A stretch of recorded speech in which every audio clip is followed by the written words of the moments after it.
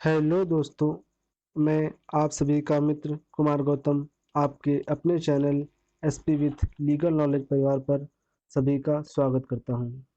हम बात कर रहे थे मुस्लिम लॉ विधि की, जिसके हम 3 पार्ट्स में बात कर चुके हैं।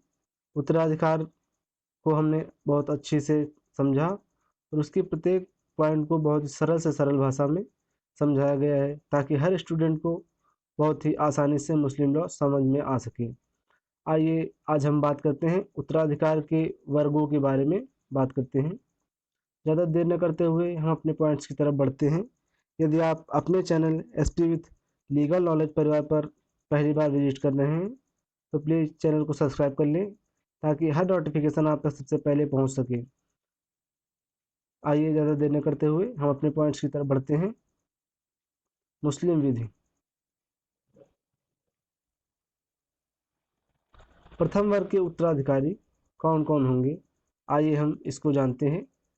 पति का अंश 1/2 संतान या पुत्र की संतान की अनुपस्थिति पर पति का अंश होगा। 1/4 संतान या पुत्र की संतान की उपस्थिति में किसी पति पत्नी के पति का या उसके पिता का अंश जो भाग होगा वो 1/4 होगा। पति किसी भी परिस्थिति में आधे से अधिक अंश का अधिकारी नहीं होगा। पत्नी या विधवा पत्नी का अंश क्या होगा?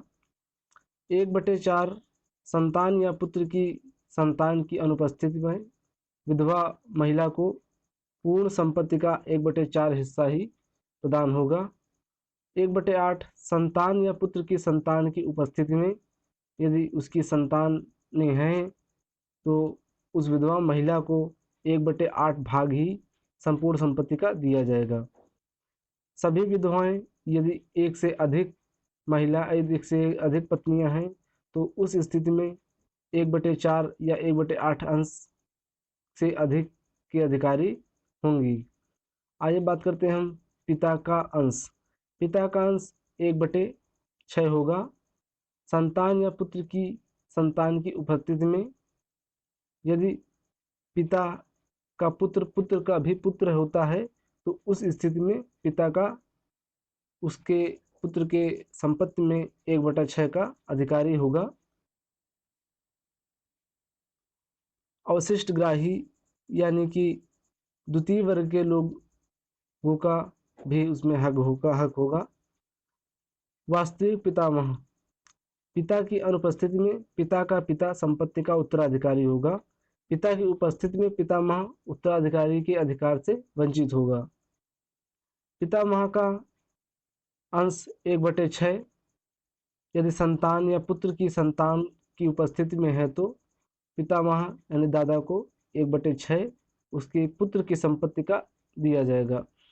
संतान या पुत्र की संतान की उपस्थिति में पितामह अवशिष्ट ग्राही हो जाएंगे। माता का अंश 1/6 की किसी भी परिस्थिति या उपस्थिति में माँ का अंश 1/6 होगा।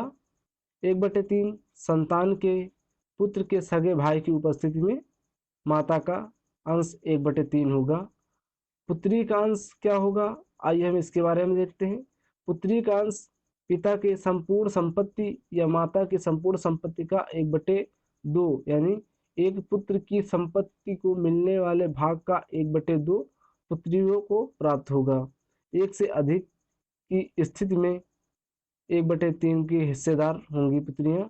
पुत्र के साथ होने पर पुत्री अवशिष्ट ग्राही हो जाएंगी। यदि पुत्र के साथ पिता के साथ पुत्र है तो ऐसी स्थिति में पुत्रियां अवशिष्ट ग्राही हो जाएंगी। द्वितीयक वर्ग के उत्तराधिकारी। सुन्नी मृतक व्यक्ति के द्वितीयक वर्ग का उत्तराधिकारी प्रथम वर्ग का उत्तराधिकारियों को संपदा के विभाजन के पश्चात अवशिष्ट संपदा प्रदान करने का अधिकार देता है। यदि प्रथम वर्ग का उत्तराधिकारी न हो तो ऐसी स्थिति में संपदा का पूर्ण विभाजन या अवशिष्ट ग्राहियों को बांट दी जाएगी। वंशज क्या होते हैं, आइए हम इसके बारे में देखते हैं। मृतक के वंशज उसके अवशिष्ट ग्राही उत्तराधिकारी होंगे। वंशजों को दो भागों में विभाजित किया गया है। नंबर 1 पुत्र, नंबर 2 पुत्र का पुत्र किसी भी पीढ़ी तक हो सकता है, निचली पीढ़ी तक वह हो सकता है, ये वंशज होंगे। यदि मृतक के कोई अवशिष्ट ग्राही उत्तराधिकारी नहीं है तो अवशिष्ट संपदा प्रथम वर्ग के उत्तराधिकारियों को वापस चली जाएगी। पूर्वज कौन होते हैं, आइए हम इसको समझते हैं। मृतक का पूर्वज भी कुछ परिस्थितियों में अवशिष्ट ग्राही हो सकता है।